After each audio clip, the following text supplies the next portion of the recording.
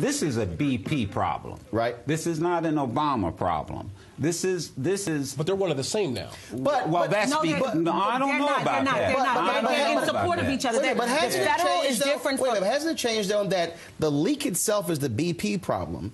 But the protection of beaches, the disbursements, we just had Lisa Jackson talking about that issue as well. Oh, it's the government's problem. And so what I see in the beginning from people, they're not seeing the massive action in that area. And so now all of a sudden, now you have a BP and federal government problem. It is a BP problem because the federal government cannot federalize this because we don't have the equipment, we don't have the wherewithal. No. April, you missed my point. We're not in charge. No, April, you missed my point.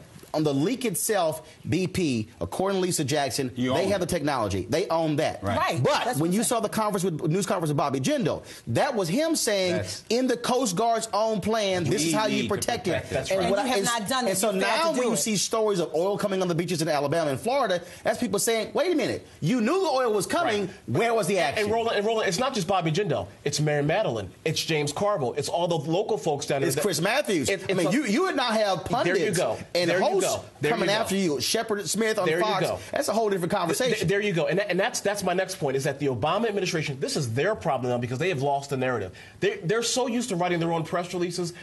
The American people now are saying, well, wait a minute. It's one thing to be authoritative. It's one thing to be outraged. What are you doing here? This is almost like Katrina in a sense of, and I'd be very careful with that, it's in the context of who is in control here.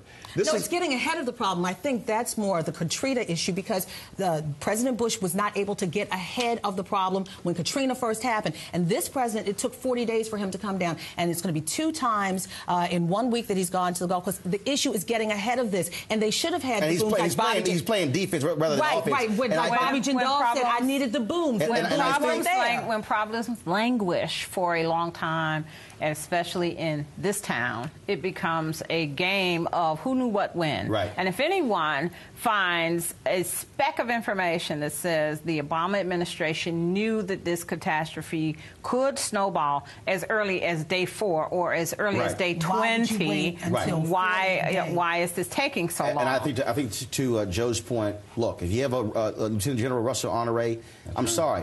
Fat Allen is not coming across as being authoritative. Right. I'm absolutely in control. And I think that also feeds into the perception who's actually running this whole show. Got to go to a break. President Obama's responsibility to come across as in control. But also, but if you're a general on the ground, your commander on the ground doesn't give the impression that I'm handling this, then people say, I don't know what's going on. Roosevelt had Eisenhower. Right. There you go. This gusher is not going to stop. And this is what the administration say. They're not expecting it to stop. It's going to keep on flowing. And that's going to feed further to the problem. Got to take a break right now.